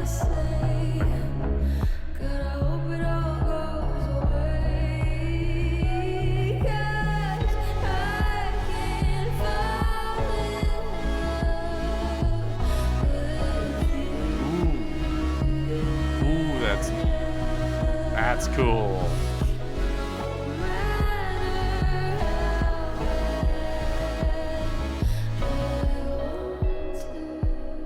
Okay.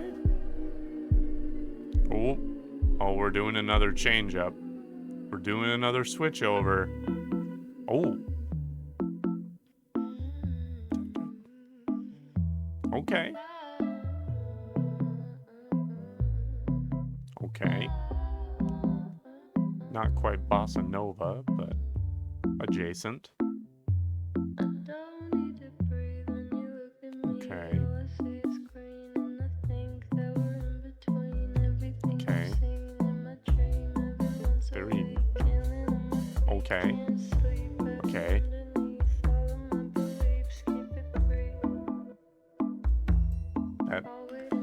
That drum hit is getting just a little bit. There's a little bit of crunch to it. Oh. Okay.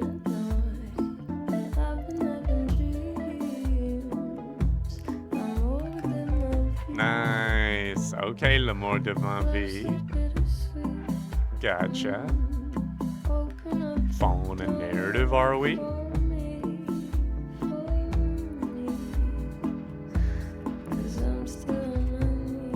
Oh no. A second change up? What is this? Fucking 21 Pilots? What? What's this next bit? What is this next bit? Have a tempo change every other time change or whatnot? Oh. Oh, that's... Okay, that's a synth. Okay. Hello? Well, you're talking very quietly. Can you speak up? You're whispering so lightly.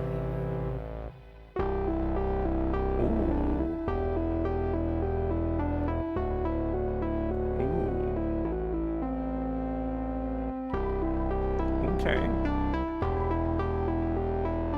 I like that. That's a nice melody.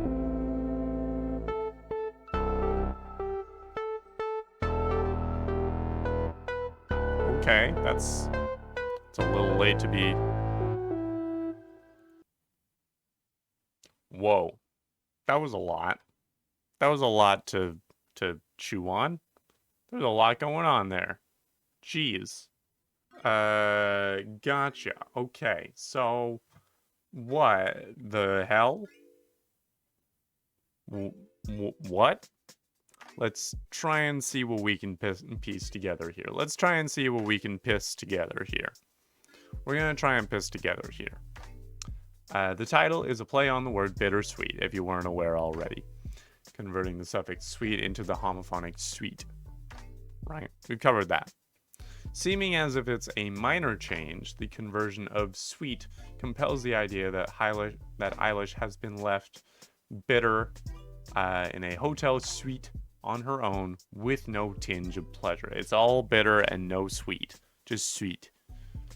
With the song being sectioned into parts, this is also reminiscent of a musical suite, which features a group of self-contained instrumental movements of varying character, usually in the same key, with part 1 serving as the prelude and the spoken part serving as the postlude. The song finds Eilish feeling as if she's distant from her own desires and emotions while idealizing a relationship in her dreams. Confliction. Is confliction a word? Isn't it just conflict? I think it's just supposed to be conflict. Is a clear emotion in the song as she knows she has to protect herself but strives for a healthy relationship. Conflict is also not an emotion. Conflict is created by conflicting emotions and desires. So let's just get that straight. So trying to figure out what we deserve, but also trying to stay realistic. Verse in part 1, movement 1, you might say. I've been overseas, I've been having dreams. You were in the foyer, I was on my knees, outside of my body, watching from above. I see the way you want me, I wanna be the one. Pre-chorus, but I gotta be careful, gotta watch what I say. God, I hope it all goes away. Chorus, cause I can't fall in love with you no matter how bad I want to. Okay. So this is the relationship that maybe isn't the best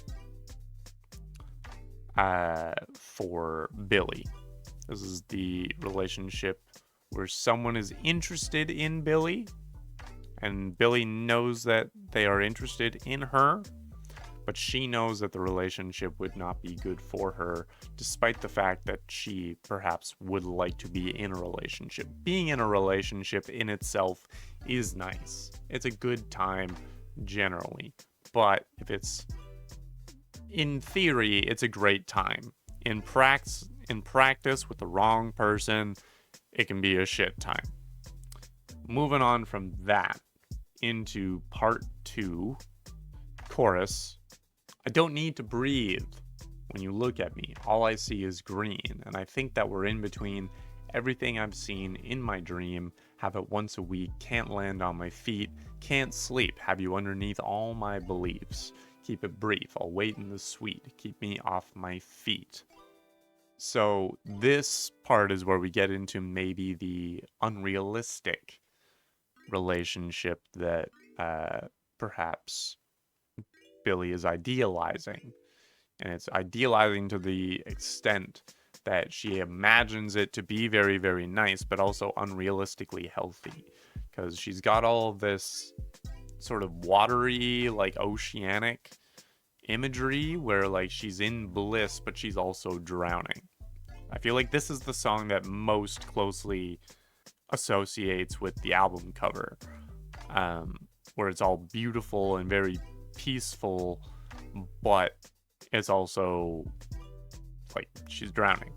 Specifically in the like, I don't need to breathe when you look at me, all I see is green, right? Like focusing on this person is blinding her to the fact that she is drowning, because you do in fact need to breathe.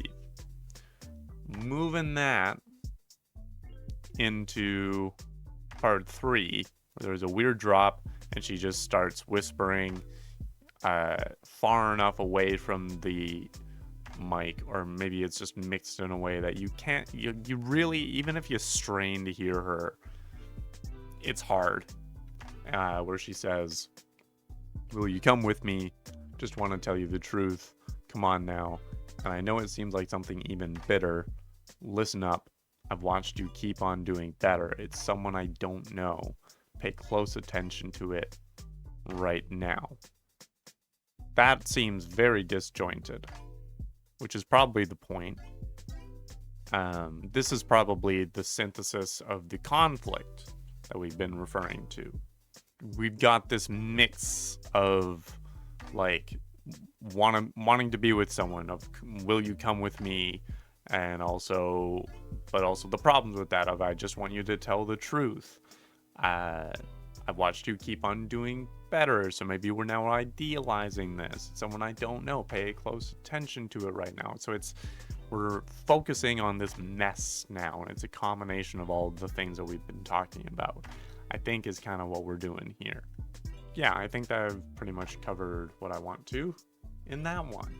That was really cool. I love the cool musical shifts. I think they're bold choices. I think they should keep doing them. Be tasteful about it. Don't be changing up like 5 times. You don't actually want a tempo change every other time change. You can't, it's hard to follow that. It's just hard to follow. But I respect and appreciate the desire to go in that direction. You want to take that desire to go in that direction, appreciate it, honor it, but hone it back a bit to get something a little bit more refined. Let's go to the final track. And I think the longest one, at 5 minutes and 43 seconds, Blue, which is, I'm assuming, also most closely associated song with the album cover. Let's hear about Blue. Ooh. Okay. Cool. Oh. Okay. Okay.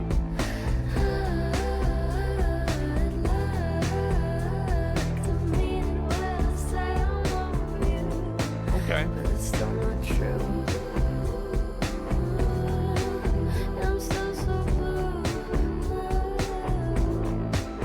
All right.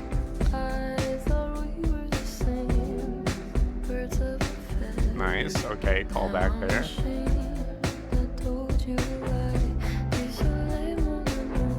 All right. Speaking French. Also a callback.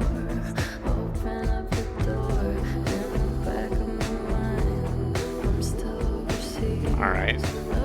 Overseas, referring back to Bittersweet. Cool.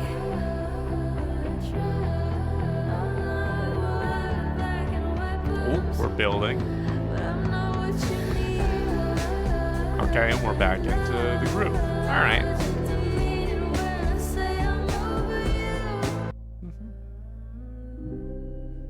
Oh. Is that a piano or a ukulele? Ooh. This is a shift. You were born bluer than a butterfly.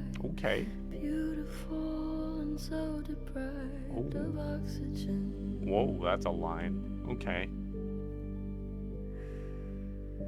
All right. Older than your father's eyes. He never learned to sympathize. Jeez, we're getting freaking cinematic here. Paranoid and petrified of what you've heard. But they could say the same about me. Ooh. I sleep about 3 hours each night. Means only 21 a week now. Is this still Billie? It could be. And I could say the same about you. Born pointless, grew up famous too. Just a baby born poop. What is that sound? Ooh, okay, that's a, oh, I like that beat. Okay.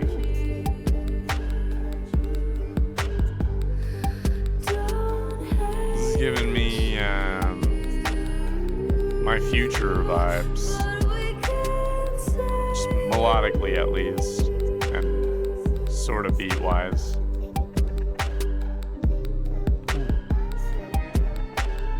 Hello, Strings. Welcome back. Good to have you as always. Very nice. I hear Billie sing along with the strings. That's a nice addition.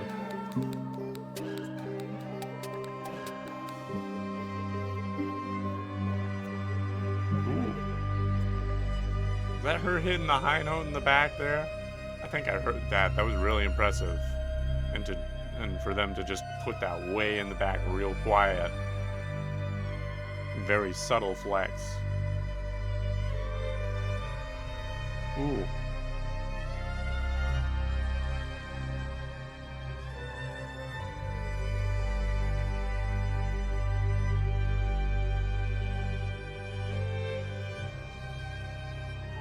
Oh, this is pretty. And something of a callback to Skinny now. Really, really nice.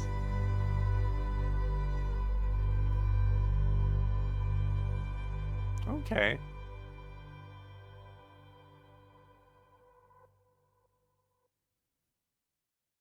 But when can I hear the next one? Why do you tell me, Billie? You tell me when you can hear the next when we can hear the next one. In due time, I suppose. Take your frickin' time, ma'am. I did notice something interesting about this. So this song is a reworked version of two of Eilish's previously unreleased songs. The first song is True Blue, which Finneas and Billie recorded when they were 14 and 18, respectively. So Billie would have been 14, Finneas would have been 18. Jesus Christ. I forgot that Finneas is also just my age, like around there. Wait, no. No, Finneas is 2 years younger than me. God damn it. Why are there so many ridiculously famous, successful people that are younger than me? Why does that have to be a thing? It's probably because I haven't put nearly as much effort into being a pop artist as they have. That probably has something to do with it. So we've got True Blue. The other song is Born Blue, which was going to be featured as track 6 on Happier Than Ever, but Eilish just couldn't figure it out. Okay, cool. The first half of the song, which is the reworked True Blue, takes the melodies and chorus while adding a verse that reminisces each track from the album, as we were sort of pointing out. Second half, which is the reworked Born Blue, covers somebody who grew up in a cold-shouldered family and their personality now that they've grown up. Interesting.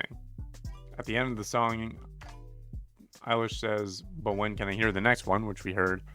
It is rumored, or there is a rumored but unconfirmed fan theory that Hit Me Hard and Soft is going to be a double album, one revolving around the color blue, the other red. Theory is called the Ilo Milo theory because of the colors of the characters in the 2010 video game Ilo Milo and the fact that Eilish has a song of the same title. I don't know if I know that it's one of her favorite video games. I remember her talking about that. But I don't know if it's that central to her as an artist that she would release two whole albums as a tribute to Ilo Milo. I'm not saying it definitely isn't going to happen, but I doubt that the video game is why that would be the case. Who knows? I guess we'll find out in good time.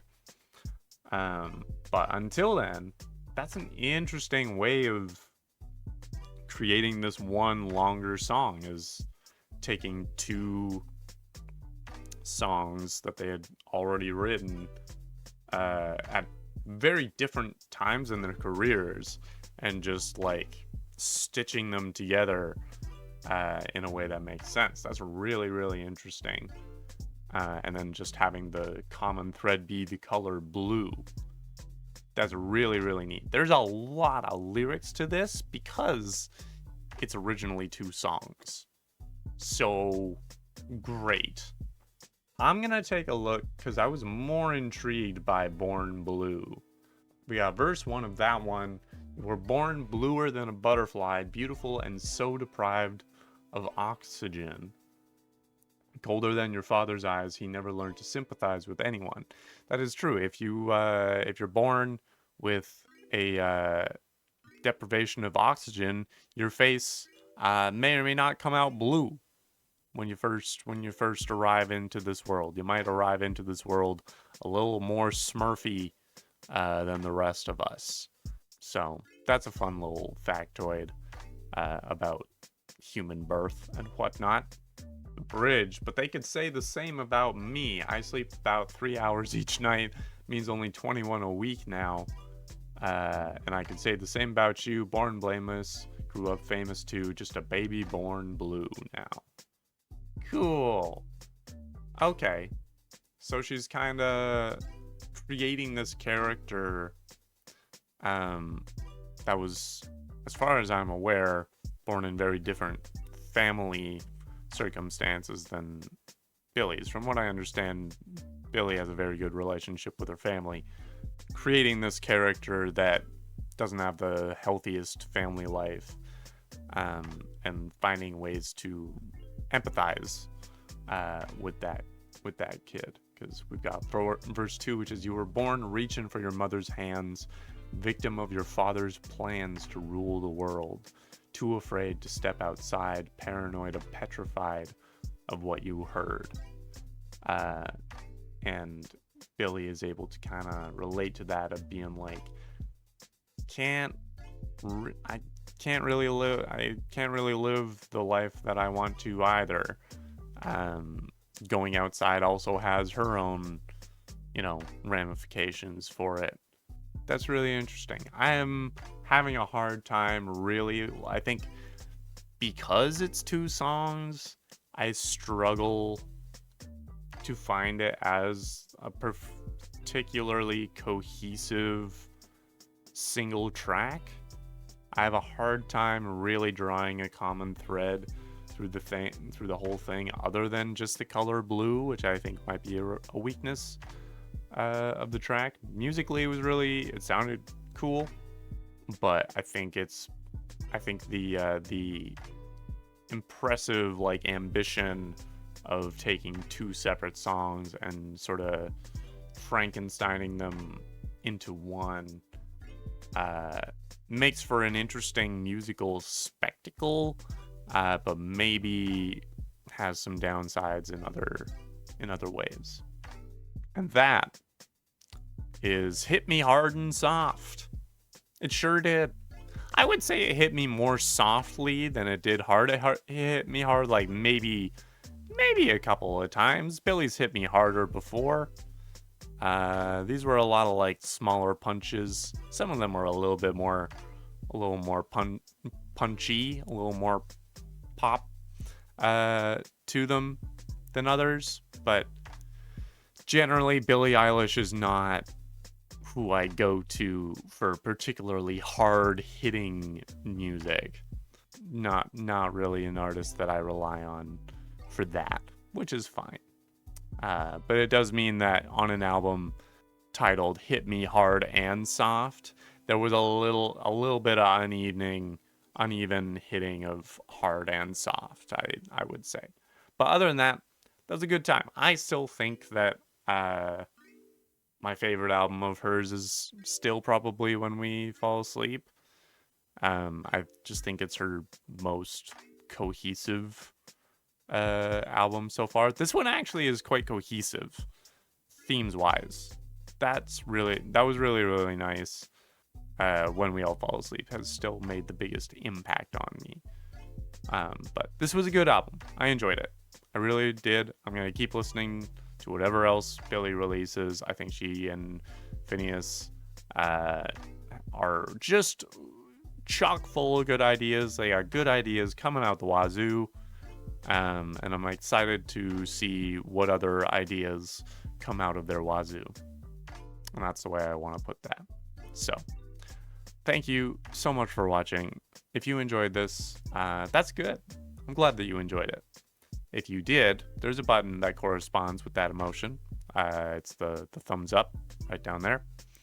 If there are other albums that you would like to hear me or watch me react to, let me know. I've got a bit of a queue, but I'll definitely make sure to get your suggestions in the line. If you have not subscribed, now's a good time, as good a time as any, to do that if you want to. Really appreciate it. I'm sneaking my way up to, currently I'm just below 800. Really trying to crawl my way up to 1,000. Got some very special and exciting plans for my 1,000 subscriber milestone. So if you want to help me get to that, that would be really cool. If you want to support the channel in a monetary fashion, because sometimes these movies cannot get, or these videos cannot get monetized just because of the type of videos that they are.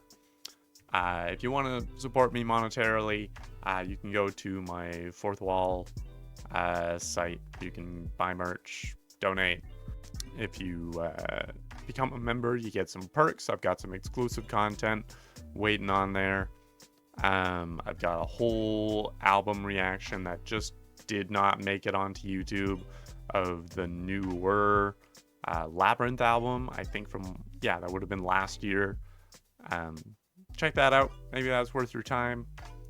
And yeah, thank you so much for watching. Hope to see you in the next one. In either case, I'll see you later.